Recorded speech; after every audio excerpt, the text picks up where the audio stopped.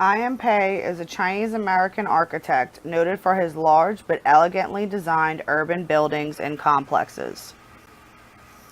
He was born in Soho, China in 1917 during World War I. His grandfather single-handedly saved the city from destruction during the war. He managed to save the roads, schools, and orphanages and hospitals. He negotiated with warlords, bribed generals, pleaded with soldiers, argued with officers, all to save his ancient city. Pei's father refused to negotiate with the military, and orders were issued for the family's arrest. So, dressed as a Western woman, he led his kids in an escape to Hong Kong. Eo was too young to know the word war or understand the dangers that surrounded them. His father was a banker, and it didn't take long for the Bank of China to award him a bank manager's position in their Shanghai branch. His mother was a Buddhist who played the flute and wrote poems. Pei was close to his mother, and he thought of her still brings him to tears. As a child, he would accompany his mother to the Buddhist temple high up in the mountains. There his mother gave him a great gift, the gift to hear silence. And when recalling his childhood home, he stated, "It was a very exciting but also a corrupt place, so I learned both good and bad from Shanghai." When he was 13 years old, his mother died of cancer and his father traveled to Europe to grieve, leaving his children to find their own way through their sadness.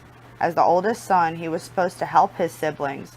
In addition to his older sister, he had one younger sister and two little brothers. When his father came back, he came back with a much younger woman who agreed to be his wife if he abandoned his children's. Eo Ming's father rented an apartment and hired a housekeeper and shooed off his children. Back in Soho, I.M.'s grandfather worried that his education was unbalanced with so much exposure to modern ways. Shanghai was no place to learn traditional Chinese values, so he prepared to bring his grandchildren to their ancestral home, where he would teach them Confucius ethics. He must learn the importance of humanity, integrity, and righteousness, and the worth of loyalty, pity, and kindness.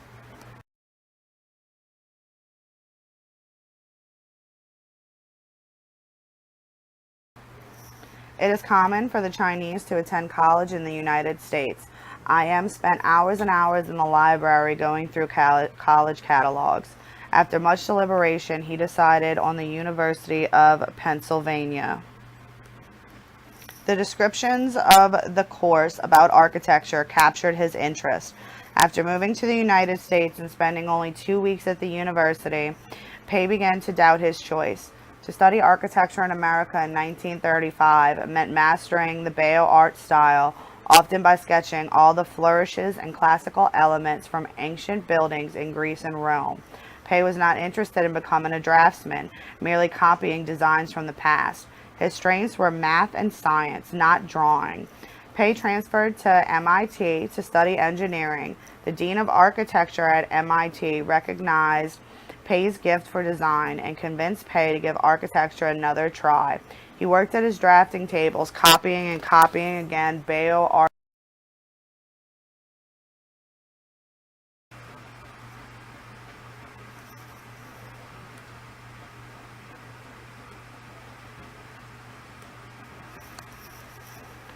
Pei was not satisfied with the Beaux Arts training and began to look elsewhere for inspiration.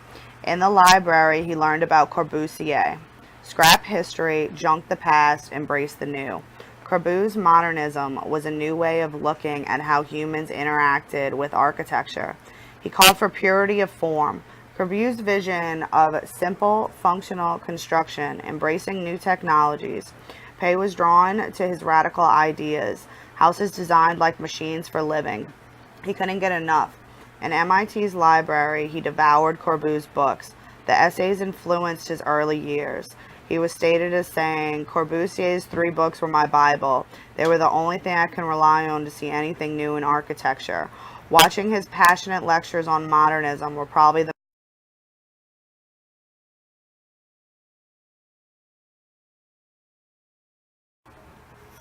In 1940, he received his Bachelor of Architecture and went to Harvard grad school. At Harvard, he studied under Gropius. When World War II started, he took a break from school and worked with the National Defense Research Committee. He knew how to erect buildings, so he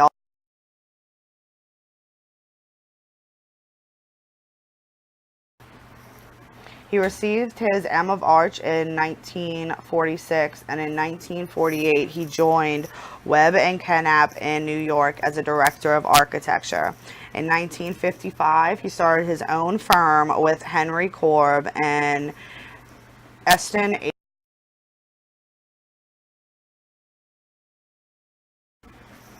Pei and his partners designed some of the most ambiguous works, such as Palace Villa Marie and Kips Bay Plaza. Pei's work at the time was strongly influenced by Mies van der Rohe.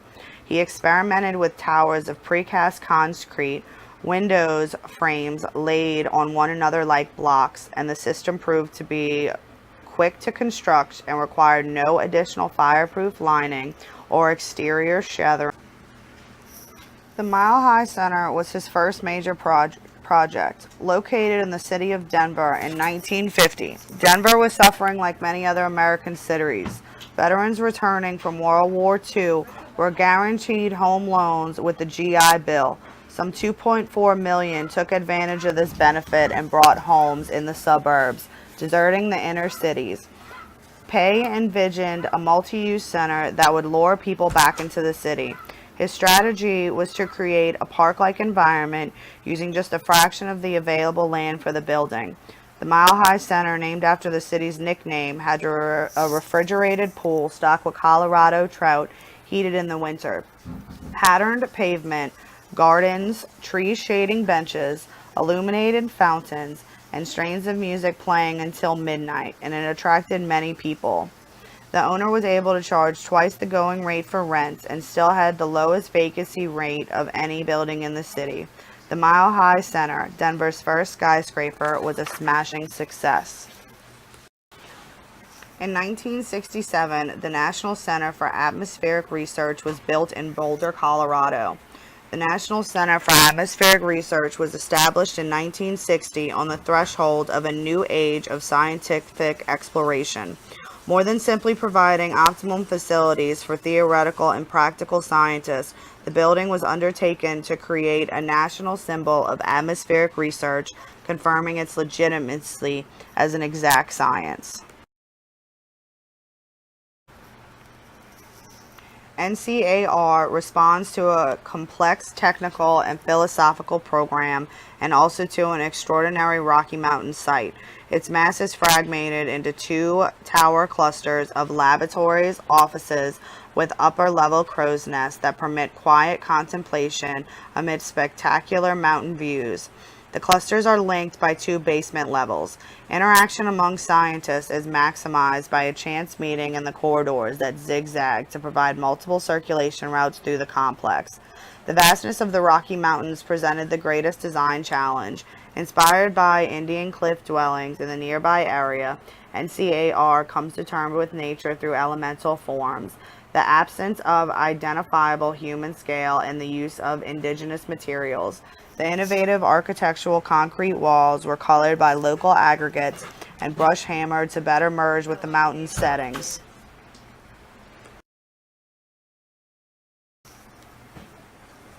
The design of this project involves more than just a building. It extends to the relationship of the new municipal center to the neighboring structures, to nearby undeveloped land, and to the whole of downtown. Dallas City Hall is an inseparable combination of building and park, contributing much-needed open spaces to the city center and serving as a catalyst for future development. The boldly horizontal building, designed in a balanced dialogue with Dallas's skyscrapers, creates an urban aesthetic and unique sense of place devised to the city's identity and life.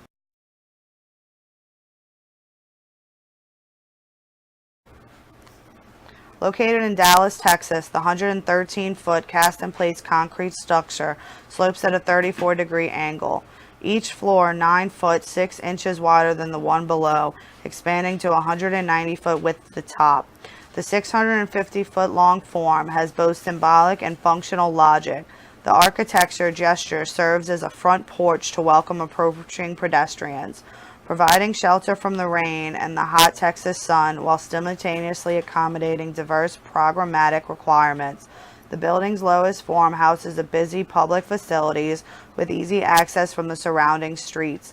The upper floors, by contrast, offer the building's 1,400 employees an additional space needed for larger, less public municipal offices. Flexible interiors were designed to accommodate the changing needs of the growing city. When President Kennedy died, Pei met with his wife with designs for the Presidential Library in Massachusetts. There he faced several challenges. They had to change location multiple times, and it was finally completed in 1979. It was a 9-story modern building made with glass and concrete. The Kennedy Library was erected on a landfill site overlooking Boston's Dorchester Bay and the ocean beyond. To overcome existing conditions, the site was raised 15 feet and planted with beach grasses to recall Kennedy's love of the sea. Within a limited space and budget, the design had to fulfill a complex mixed-use program while symbolically remembering the late young president in terms of both contemporary and timelessness. A split-level design was developed, organizing museum spaces in a layer below ground with the key emotive elements drastically isolated above.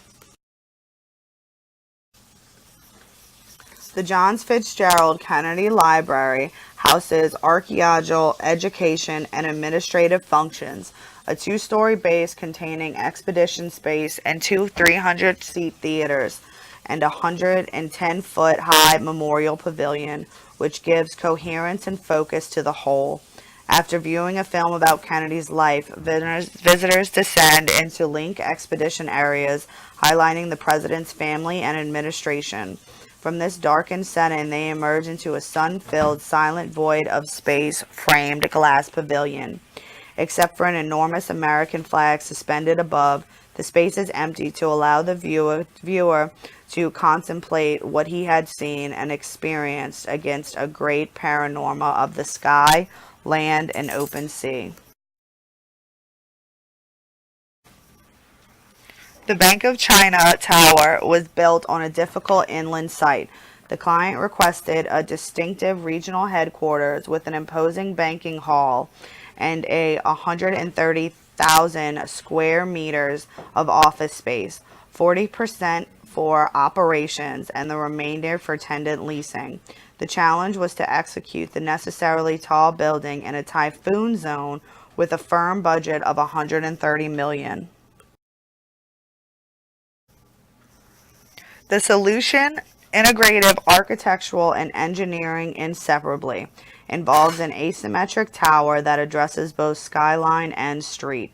Comprised of 4 vertical shafts, the incremental tower emerges from a 52-meter cube and diminishes its mass quadrant by quadrant until a singular triangular prism remains. The prism is clad in reflective glass that mirrors the changing sky, anchoring the expanding business district and providing a distinctive vertical access to Hong Kong's towering skylight. The whole is supported by an innovative composite structure system that not only resists high-velocity winds, but does so with significant savings in construction time and materials. Located in Hong Kong and built in 1989, comprised of a regional bank headquarters with tenant offices and water gardens at ground level, the tower is pulled back from the street to create a welcoming pedestrian environment that is fully accessible yet secluded from urban congestion. It is surrounded by a broad promenade and flanked by cooling water gardens that muffle the activity and noise of the surrounding traffic.